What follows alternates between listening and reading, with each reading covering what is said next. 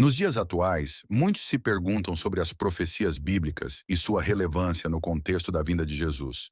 Com eventos globais que parecem alinhar-se com as Escrituras, a curiosidade sobre o cumprimento dessas profecias cresce. O que a Bíblia realmente diz sobre os sinais dos tempos? Quais são os indicadores que muitos acreditam estar se manifestando agora, em 2024? Vamos explorar 5 profecias intrigantes que capturam a atenção de estudiosos e crentes, levando-nos a refletir sobre o futuro e o significado desses acontecimentos. Primeiro sinal da vinda de Jesus. Mateus 24:6 diz: E ouvireis de guerras e de rumores de guerras. Vede que não vos assusteis, porque é necessário que isso tudo aconteça, mas ainda não é o fim. Conflitos no Oriente Médio. As tensões constantes entre nações da região, como Israel e seus vizinhos, são frequentemente citadas. Além da tragédia humana, conflito em Gaza provoca catástrofe ambiental sem precedentes. Diz ONU guerra entre Israel e Hamas destruiu sistemas de saneamento e higiene do território. Cada metro quadrado do território palestino está coberto por 107 quilos de entulho. Aumento de conflitos internos.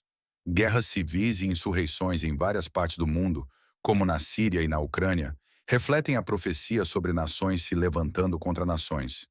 Terrorismo global. O aumento do extremismo e atos terroristas são vistos como parte de uma era de conflitos sem precedentes. Proliferação de armamentos. A corrida armamentista entre nações e o desenvolvimento de novas tecnologias bélicas intensificam os medos de um conflito global. Rumores de guerras.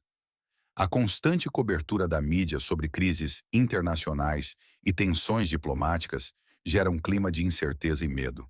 Segundo sinal da vinda de Jesus, Mateus 24:7, e haverá fomes e terremotos em vários lugares. Lucas 20 e 1:25 diz: E haverá sinais no sol, e na lua, e nas estrelas, e na terra, angústia das nações em perplexidade, pelo bramido do mar e das ondas. Só esse ano, o Brasil registrou 108 terremotos com epicentro. Entre os meses de janeiro e julho deste ano, Minas Gerais foi o estado que teve a maior quantidade de abalos sísmicos, liderando o ranking com 55 pequenos tremores de terra registrados.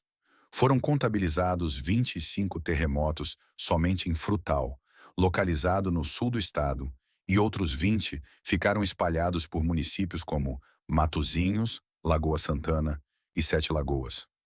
No Amazonas, região historicamente com altos índices pluviométricos, a tragédia ambiental teve outro viés.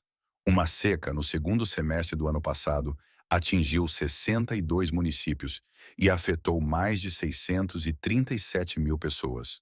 Paralelamente à seca no norte, chuvas acima da média atingiram o sul do país. Desequilíbrios ambientais como esses, anormais, têm ocorrido em função do modelo do agronegócio, um dos setores mais dinâmicos da burguesia brasileira e que controla partes importantes do aparelho de Estado do nosso país, que é responsável pela emissão de gases do efeito estufa, com resultados drásticos no clima, o que soma ao uso de defensivos agrícolas e agrotóxicos que aumentam o desequilíbrio ambiental. Em 2024, o Rio Grande do Sul foi atingido por enchentes devastadoras, que causaram uma das maiores tragédias do estado.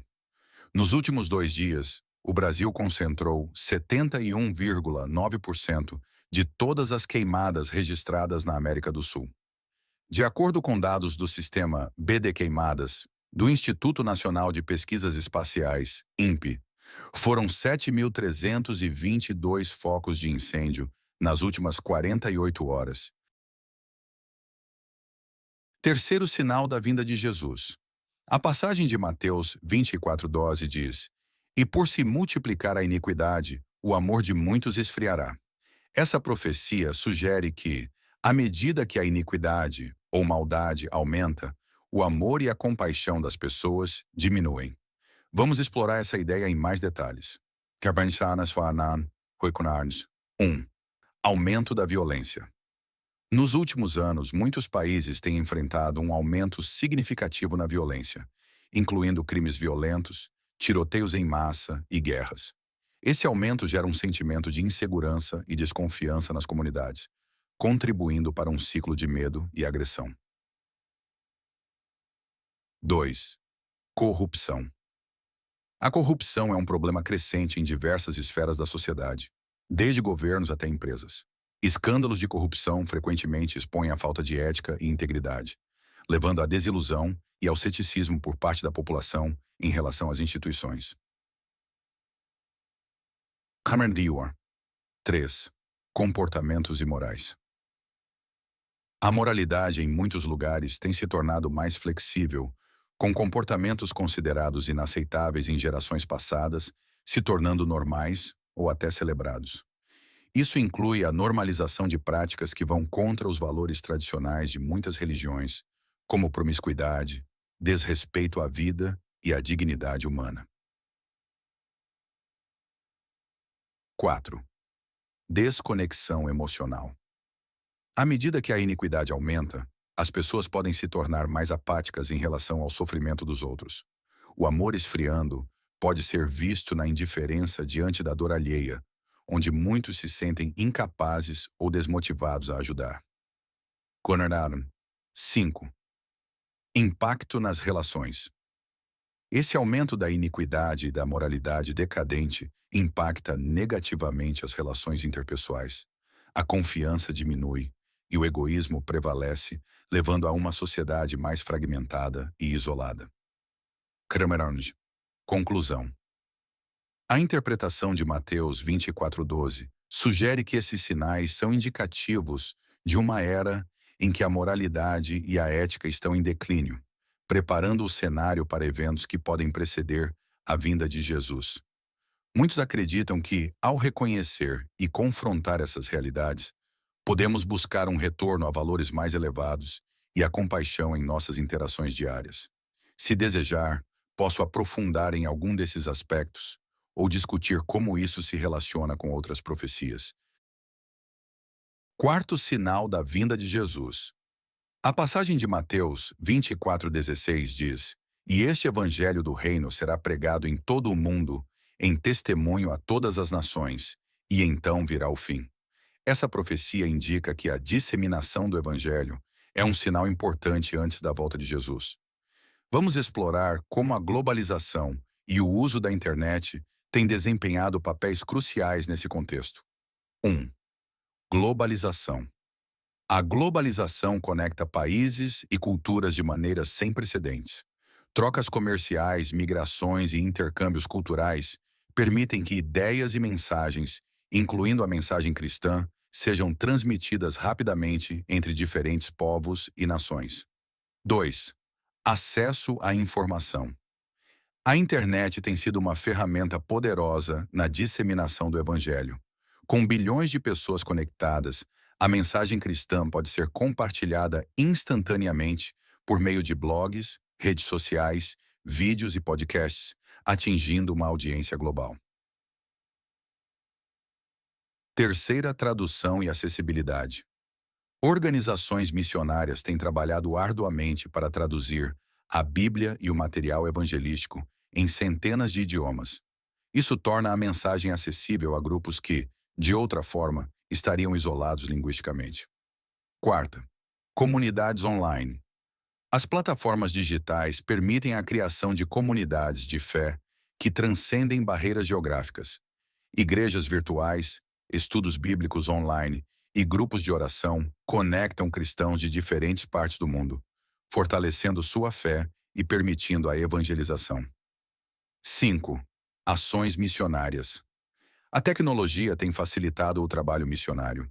Muitos missionários agora usam ferramentas digitais para alcançar pessoas em áreas remotas, oferecendo recursos espirituais e apoio emocional através de aplicativos e plataformas de comunicação. Conclusão. A combinação da globalização e da tecnologia permite que a mensagem do Evangelho alcance pessoas em lugares que antes eram inacessíveis. Essa rápida disseminação é vista por muitos como um cumprimento da profecia de Mateus 24:14, que aponta para um mundo interconectado, onde a mensagem cristã pode ser proclamada em toda a sua plenitude. Isso também convida à reflexão sobre como cada um pode contribuir para essa missão, seja através de evangelização local ou digital. Quinto sinal da volta de Jesus.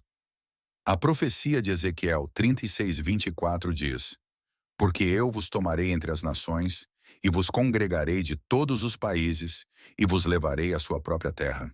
Essa passagem é frequentemente interpretada como uma previsão do retorno dos judeus à terra de Israel. Vamos explorar essa profecia em mais detalhes. 1. Contexto histórico.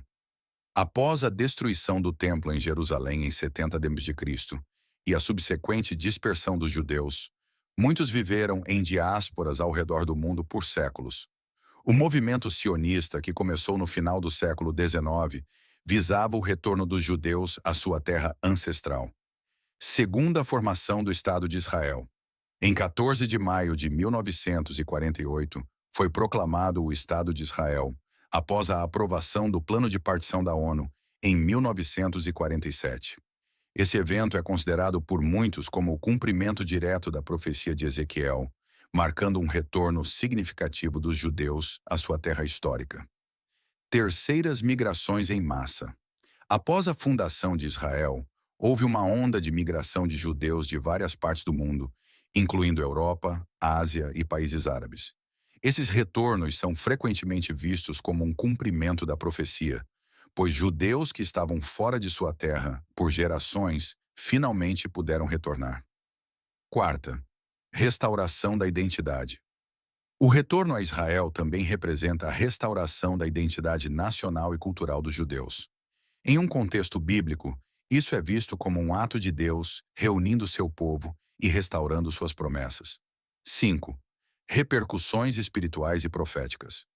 Para muitos cristãos e judeus, a formação do Estado de Israel e o retorno dos judeus são sinais de que os eventos proféticos estão se desenrolando. Isso é frequentemente interpretado como um prenúncio do cumprimento final das promessas de Deus e da proximidade da vinda de Jesus. Conclusão. A formação do Estado de Israel em 1948 é vista como um marco histórico e espiritual, considerado por muitos como um cumprimento da profecia de Ezequiel. Esse retorno não apenas altera a dinâmica geopolítica do Oriente Médio, mas também provoca reflexões sobre identidade, fé e o futuro das promessas bíblicas.